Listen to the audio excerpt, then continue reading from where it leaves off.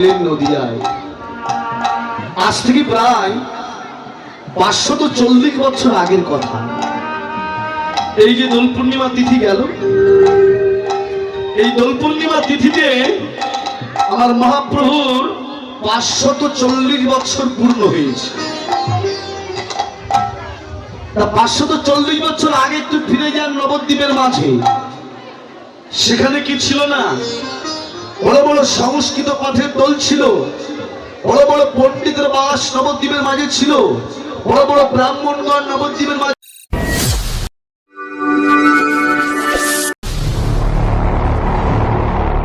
বাস করতেন। বাবা তৎকালীন দিনে যেমন বড় বড় পণ্ডিত নবদ্বীপে ছিল, সেই পাণ্ডিত্যের কিন্তু কিছু অহংকার নবদ্বীপের মাঝে ছিল। তৎকালীন দিনের কিছু বামন সমাজ নিজেদের কিছু মন গড়া আইন তৈরি করে এরা গোটা নবদ্বীপটাকে কলুষিত বানিয়ে ফেলেছিল। যেমন ধরুন, নিচু বর্ণের কোনো মানুষ, তাদের যদি ছোঁয়া লাগতো কিংবা যদি কেউ ভুল করে যদি ছায়াও যদি কেউ মারাতো, সঙ্গে সঙ্গে স্নান করে তার পবিত্রতা রক্ষা করতে হতো। এই যে আজকে এক জায়গায় বসে হরিনাম শ্রবণ করছি আমরা, এটা কিন্তু আগেকার দিনে ছিল না। তখনকার দিনে জাতের বিচার হতো। হরিবল, কে ব্রাহ্মণ, কে বৈশ্য, কে শূদ্র, কে ক্ষত্রিয়, এই বিচারগুলো আগেকার দিনে হতো। আপনার পাশে যে বসেছে, আপনি কি প্রশ্ন করেছেন সে ব্রাহ্মণ কি ক্ষত্রিয় কিনা? হরিবল।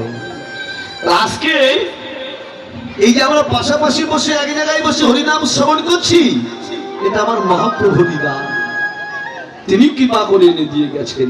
হরিবল। সমস্ত বৈষম্য দূর করে দিয়ে আজকে সকলকে একত্রিত করে আমার ভগবান এই হরিনাম সংকীর্তনের ডালি মাথায় করে নিয়ে দিয়ে গেছেন। ভগবান আমরা আগে হরে কৃষ্ণ। এক কথায় নবদ্বীপে একটা প্রদীপ ছিল, সেই প্রদীপের তেল ছিল, প্রদীপের সলতেও ছিল, আগুনটা পাশে রাখা ছিল, কিন্তু সেই আগুন আমরা হরিবল প্রদীপে লাগিয়ে দেওয়ার মতো নবদ্বীপের মাঝে কেউ ছিল না। আমার মহাপ্রভু যখন নবদ্বীপের মাঝে এলেন, তার প্রেমের আগুন ওই প্রদীপে লাগিয়ে দিয়ে তিনি আবার গোটা নবদ্বীপটাকে আলোকিত করে দিয়ে গেছেন। আর সেই থেকে বলা শুরু হয়েছে, জয় নবদ্বীপ প্রদীপ ভারত। আজকে দেখুন, এই নবদ্বীপ কিন্তু শুধু ভারতের প্রদীপ নয়, এই নবদ্বীপ হলো গোটা বিশ্ব ব্রহ্মাণ্ডের প্রদীপ। যে প্রদীপের আলোক ছটায় আমার সনাতন ধর্ম আজকে বিশ্বের প্রত্যেকটা কোণে কোণে পৌঁছে গেছে। রাস্তা দিয়ে মহাপ্রভু হরিনাম সংকীর্তন করতে করতে যাচ্ছেন,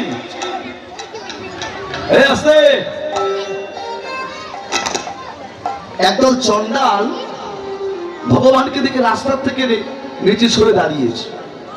ভগবান কাছে গিয়ে বলছে, কি গো, আমাকে দেখে অত দূর সরে গেলে কেন? আমি কি অস্পৃশ্য? চন্ডালগণ ডেকে বলছে, ভগবান তুমি অস্পৃশ্য নও, কিন্তু তুমি বামুনের ছেলে আর আমরা চন্ডাল, আমাদের ছোঁয়া লেগে তোমার যদি জাত চলে যাই ভগবান। ভগবান বললে, ওরে জাত চলে যাই যাক, এই জাত যেতে যেতে এক সময় কলিযুগে আর জাত যাবে না।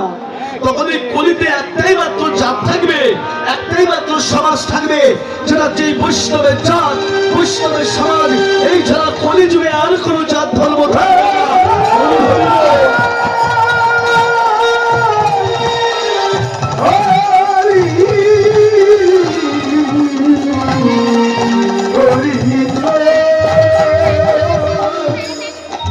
আছে কোন জাত বাবা? ও মায়েরা, এই যে গায়ের সঙ্গে গা মিশিয়ে বসে আছেন, বাড়ি গেলে কি স্নান করতে হবে? রাধে, এই প্রথা মহাপ্রভু তুলে দিয়ে গেছেন। এমন একটা শিক্ষা কেন্দ্র, এমন একটা স্কুল তিনি আমাদেরকে দান করে গেছেন। এই সেই জায়গা, এখানে কে ব্রাহ্মণ, কে ক্ষত্রিয়, কে বৈশ্য, কে শূদ্র, এই বিচার কিন্তু এখানে নেই। আছে, আমরা সকলেই একত্রিত হয়ে তার জয় গুণগান কীর্তন আমরা করতে পারি। জয় রাধে বাবা, হরে কৃষ্ণ। এই তৎকালীন দিনে রাধে, এই তৎকালীন দিনে কিছু বামুন সমাজ মহাপ্রভুকে গিয়ে প্রশ্ন করলেন, নিমাই তুমিও বামুনের ছেলে, আমরাও বামুনের ছেলে। তুমি যাকে পাচ্ছ তাকেই হরিবল বলতে বলছো, আবার যাকে পাচ্ছ তাকে কি আলিঙ্গন করছো, আবার যার তার চরণ ধুলি তুলে নিয়ে মাথায় তুলছো। এতে কি ব্রাহ্মণত্বের ক্ষতি হচ্ছে না? মহাপ্রভু করজোড় করে বললেন, বামুন ঠাকুর, যে প্রশ্নটা আপনি আমাকে করলেন, এই একই প্রশ্ন আমি আমার গুরুদেবকে করেছিলাম। জানো বামুন ঠাকুর, আমার গুরুদেব আমায় বলেছিল, অনিমাই, এই জগতে কোটি কোটি জনমের স্বীকৃতি না থাকিলে, কোটি জনমে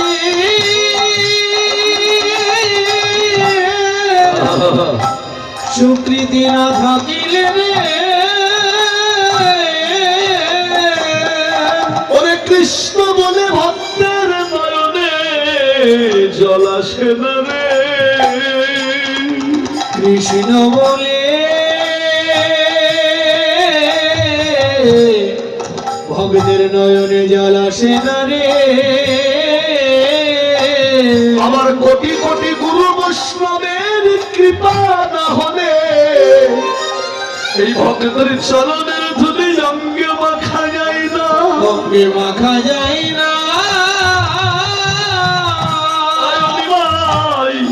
যার কৃষ্ণ বলতে দুটি নয়ন বাড়ি ঝরে, সেই কৃষ্ণ বলা ভক্তের চরণ ধুলি যদি অঙ্গে মাখিতে পারো, তোমার মানব যেন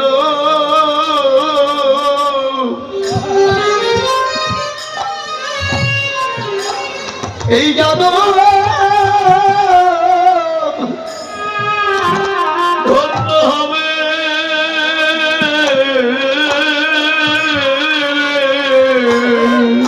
ওরে তোমার মানব জান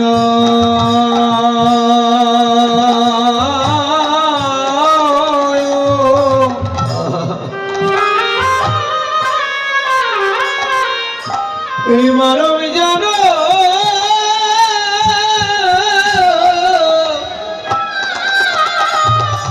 জনম ধন্য হবে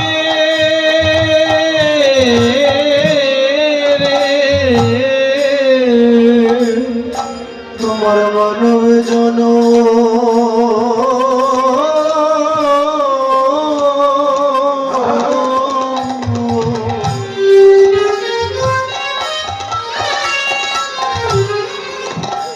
জনমে ধন্য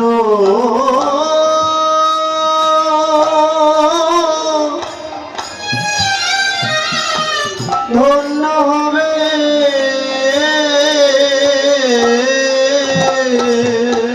ওরে গোবিন্দ বলিতে যা,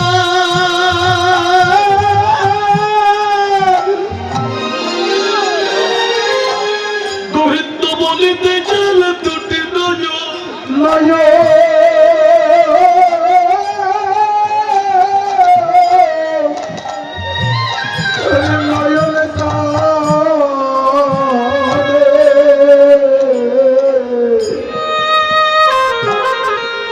তোমার মানব জন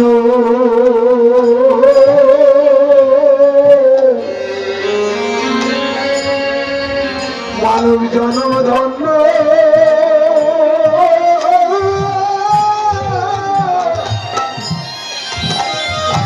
ধন্য হবে।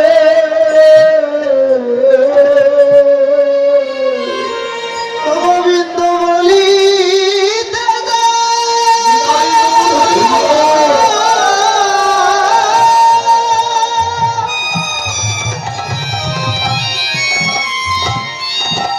কৃষ্ণ বলিতে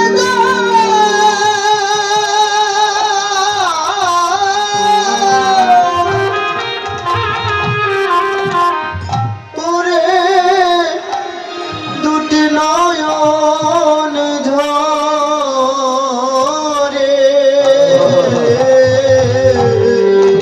তোমার মানব জন, মানব জন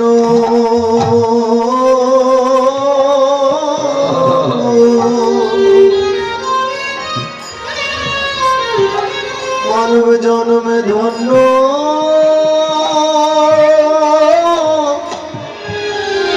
ধন্য হবে।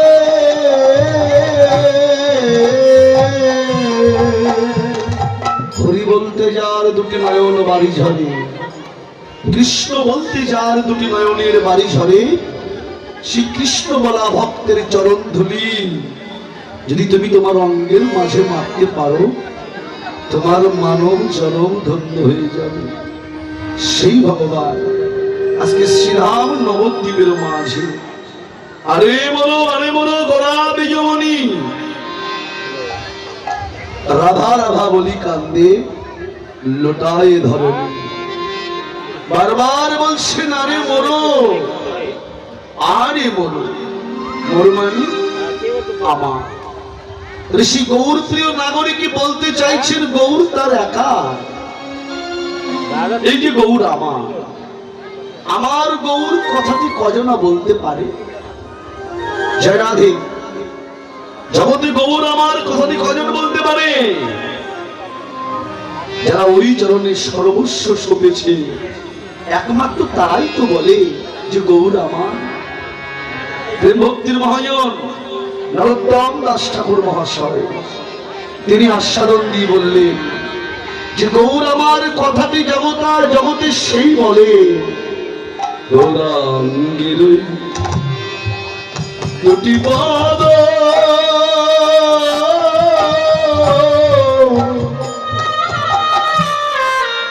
যার ধন সম্পদ আমার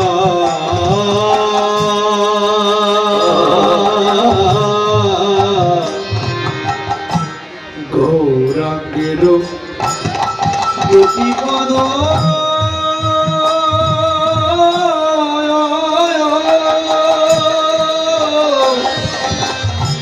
ওরে যার ধন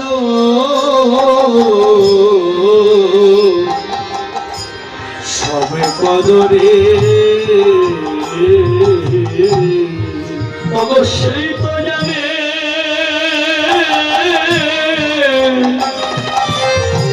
প্রকৃতি রসে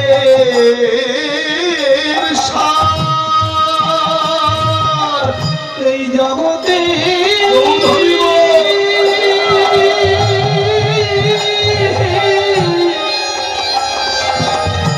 সেই তো জানে ভক্তি রসের সেই তো জানে ভক্তি রসের সেজন্যই চরণে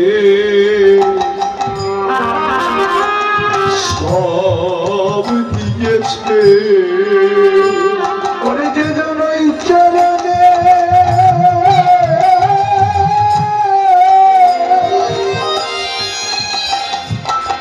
সব দিয়েছে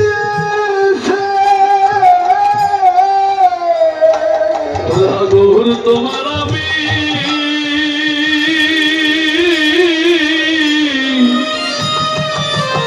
তোমার আমি হলাম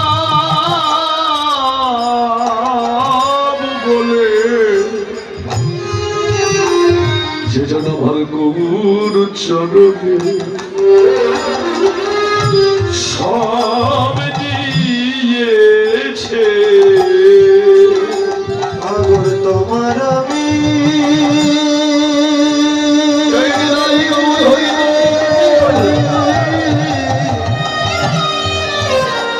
করে হলাম বলে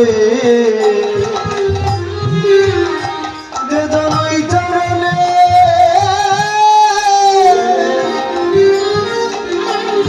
ওরে সবে সবেছে গৌরাঙ্গের দুটি পদ যার ধন সম্পদ সেই জানে ভক্তি রসের সার। ঠাকুর মশাই আরো বললেন গৌরাঙ্গের মধুর লীলা যার কর্মে একবার প্রবেশিলা হৃদয় নির্মল ভেদতা। এই নাম শ্রবণ করে কত পাপী তাপী উদ্ধার হয়ে গেছে। জগাই মাথায় উদ্ধার হলো, চাপাল গোপাল উদ্ধার হলো, চাঁদ কাজী সে এই নামের গুণে নামকে আশ্রয় করে জগৎ থেকে উদ্ধার হয়ে গেল। জগতে এরা সকলে উদ্ধার হলো। কৃষ্ণ বললেন সবার ভাগ্যেই হলো, কেবল আমার ভাগ্যে হলো না রে।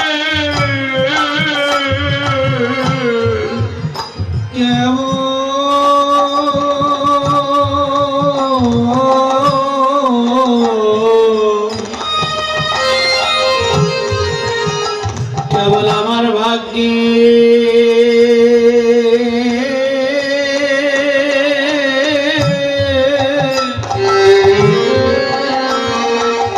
কৃপা হলো না, হলো না রে। মধুর কৃষ্ণ নামে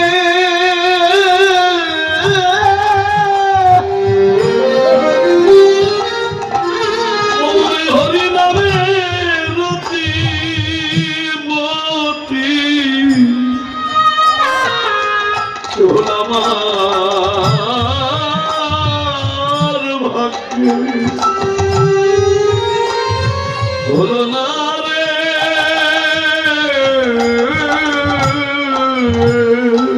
মধুর কৃষ্ণ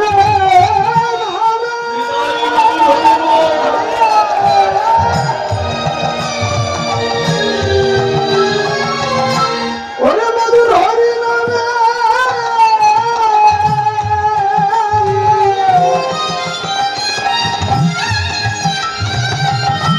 মধুর কৃষ্ণ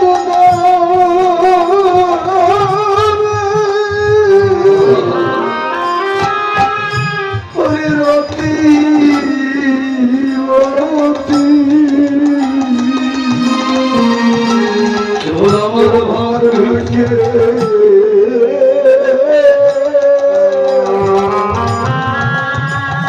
হলো না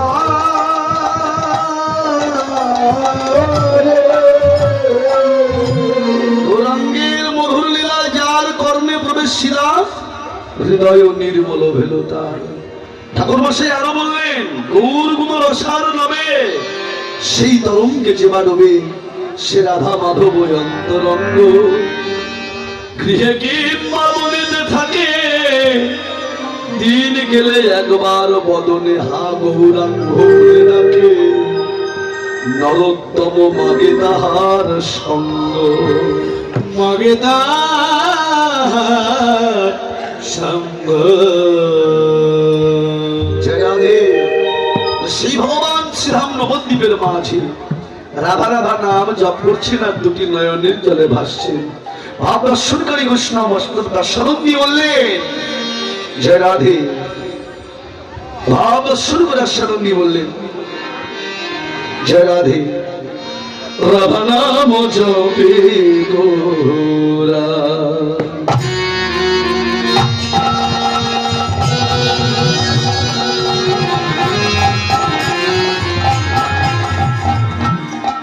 আমার আমার গোরা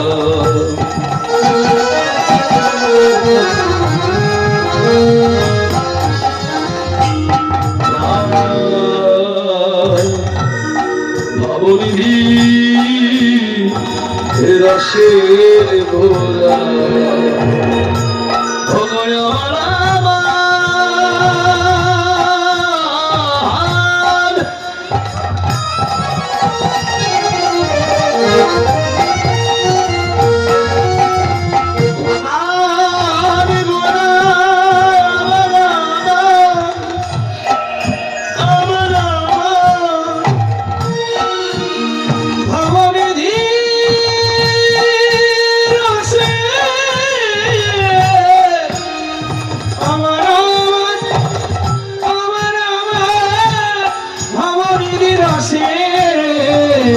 রসের ঘোরা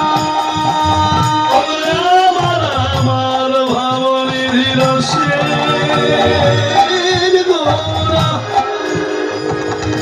রাধা নাম জপে গোরা।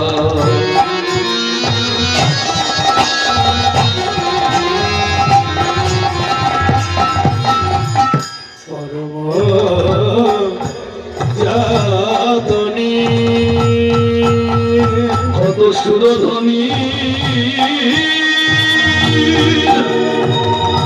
ও ধারা বহে আমার গলার নয়নে সুরধ্বনি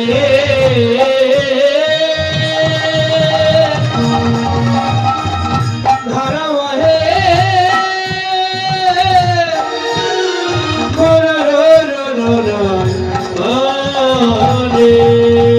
ভেসে যাই ভেসে যাই ওরে ভেসে যাই ভেসে যাই আজি ভেসে যাই ও ভেসে যাই আজি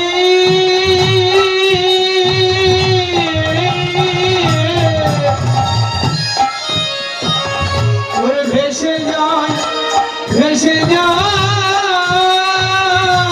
দেখো নজর জলে ওই আমার গলায় আজি ভেসে যাই ও ভেসে যাই ওরে নয়ন জলে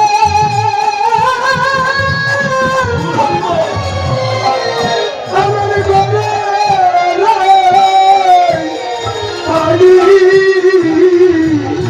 ওরে ভেসে যাই ভেসে যাই ওই দেখো না জানি পিতার ও মহারাজ জুদাই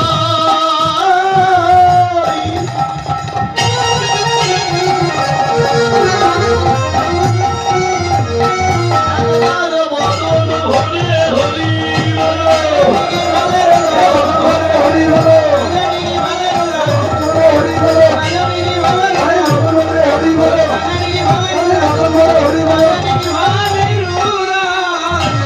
ভেসে যায় ভেসে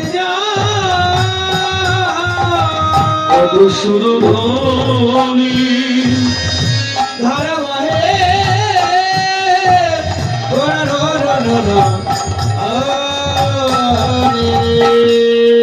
সেই ভগবান রাধা নাম জপ করছে রাধা নাম জপি করা পরম যতনে কত সুরধ্বনির ধারা বহে অরুণ নয় ভগবান কাঁদছেন কেন যারা বৃন্দাবনে তার তো কোনো অভাব ছিল না ছিল আস্তে আস্তে আস্তে বৃন্দাবনে তার কোনো অভাব ছিল না নন্দের দুলাল কৃষ্ণই ছিল ঈশ্বর মাখন নদীর অভাব তার ঘরে ছিল না কত রাজৈশ্বর্য আধিপত্যের মালিক ছিলেন তিনি এত কিছু থাকা সত্ত্বেও কিসের অভাবে কি কারণে ভগবান এসে কাঁদছেন কি অভাব ছিল তার তার তো অভাব ছিল না কিন্তু বৈষ্ণব বলছেন জগতে অভাব না থাকিলে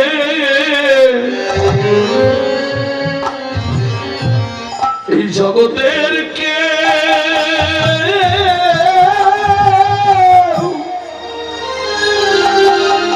জগতের কেউ খাবে না রে ওরে অভাব না থাকিলে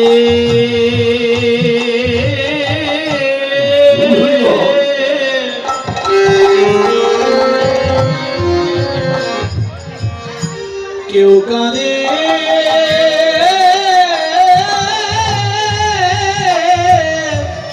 কেউ কাঁদে না রে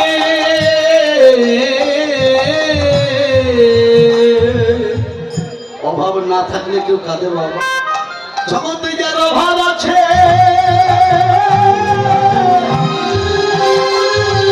ও যার অভাব আছে সেই তো কাঁদে রে। জগতের অভাব না থাকিলে জগতের কেউ কাঁদে না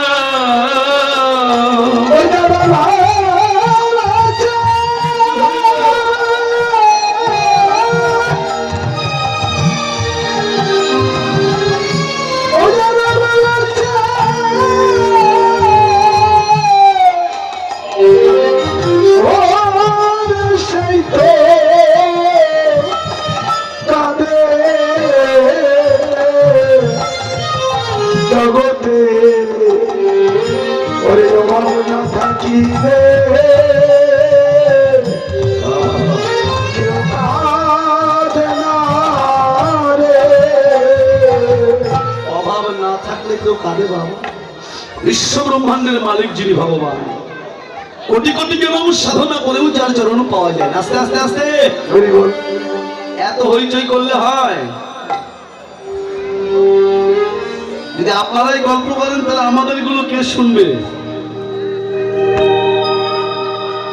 এই যে দূরে দূরে যা দাঁড়িয়ে আছেন, এই যে হরে কৃষ্ণ, হয় বসুন না, ওই পাশে চায়ের দোকানে চলে যান, গল্প করবেন না দাঁড়িয়ে।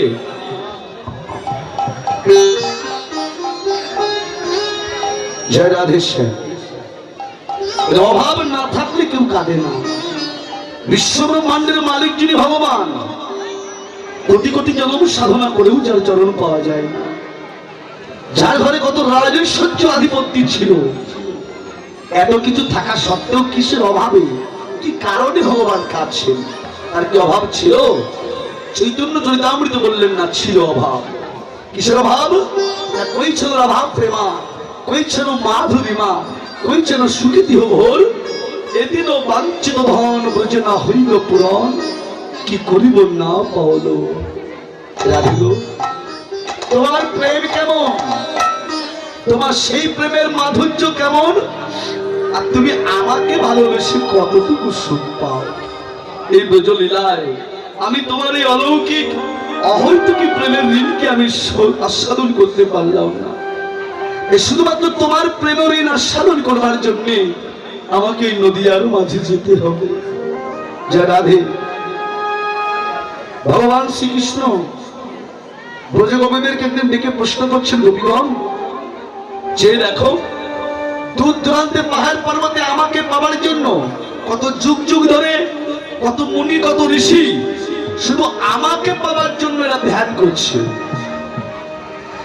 এত ডাকাডাকি সত্ত্বেও আমি এদেরকে সাড়া দেই না, অথচ তোমরা আমাকে একটা ডাক দিলেই আমি মন্ত্রমুগ্ধ ফণির মতো তোমাদের কাছে ছুটে চলে যাই। তোমরা আমাকে কি দিয়ে ডাকো, কিসের জন্য আমাকে ডাকো, সেই বস্তুটা সন্ধান একটু আমাকে দাও। গোপীগণ বলছেন, ভগবান তুমি যে প্রশ্ন করলে ভক্ত তোমায় কি দিয়ে ডাকে, আমায় না, ভক্ত ভগবানকে কি দিয়ে ডাকে, আপনারা কি দিয়ে ডাকেন? হরি বল, হরে কৃষ্ণ, নয়নের জল। গোপীগণ বলছেন, কৃষ্ণ তুমি যে প্রশ্ন করলে যে ভক্ত তোমায় কি দিয়ে ডাকে, যদি কোনো সন্তান তার মাকে গিয়ে বলে, মা তুমি আমায় কেমন ভালোবাসো, কতটুকু ভালোবাসো, জরাধে মা কি বলবে? আপনার ছেলে যদি আপনাকে বলে যে মা কেমন ভালোবাসো, বলতে পারবেন? মা বলবে যে তোকে যে কতটুকু ভালোবাসি, এ ভালোবাসার কথা আমি ভাষায় প্রকাশ করতে পারবো না। ছেলে বলছে, মা জগতের সব ভাষা বুঝি, তোমার ভালোবাসার ভাষা বুঝবো না? বলে, না রে খোকা, বুঝতে পারবি না। আমি কি কোনোদিন বুঝতে পারবো না? বলে, কোনোদিন বুঝতে পারবি না তা নয়, বুঝতে একদিন পারবি। কোন দিন? যেদিন তুই নিজের সন্তানের পিতা হবি, সেই দিন ছাড়া মা বাবার ভালোবাসা বুঝতে পারবি না। জয় রাধে। হরে কৃষ্ণ। বিরাট পাঁচতলা বাড়ি, বাড়ির পর এক বাবু বসে আছে, এক ভিখারি গিয়েছে ভিক্ষা করবার জন্য। ভিখারি কি বলছে, কিরে হরে কৃষ্ণ, বাবু ভিক্ষা হবে? ওপর থেকে বাবু ডেকে বলছে, এই ভিখারি তুই যে বিভিন্ন বাড়িতে ভিক্ষা করতে যাস, কোনো বাড়ি সরু চাল, কোনো বাড়ি মোটা চাল, কোনো বাড়ি কালো চাল, কোনো বাড়ি, হ্যাঁ হরি বল, এই বিভিন্ন বাড়িতে এই বিভিন্ন রকমের চাল পাস। এই বিভিন্ন বাড়ির চাল এক জায়গায় রান্না করে খেতে তোর কেমন লাগে? ভিখারি উত্তর দিচ্ছে, বাবু এই বিভিন্ন বাড়ির চাল এক জায়গায় রান্না করে খেতে যে কেমন লাগে, এটা আপনি ওই পাঁচতলার পরে থাকলে বুঝতে পারবেন না। পাঁচতলা ছেড়ে দিয়ে আপনিও আমার মতন ভিখারি হয়ে যান, তবেই বুঝতে পারবেন এই চালের স্বাদের কত।